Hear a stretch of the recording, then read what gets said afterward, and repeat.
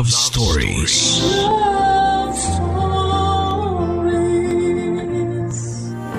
Kailangan ng tao na magkaroon ng isang trabaho para may pangtustos sa pangangailangan niya at ng kanyang pamilya.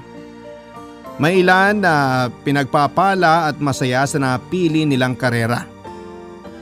Ikaw, kabarangay, anong trabaho ang kaya mong pasukin para buhayin ang sarili mo at ang pinakamamahal mong pamilya?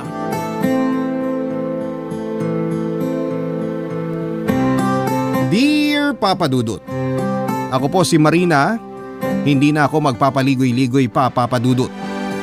Isa po akong babaeng bayaran. Naisipan ko pong ibahagi sa inyo at sa lahat ng kabarangay natin ang kwento ng buhay ko.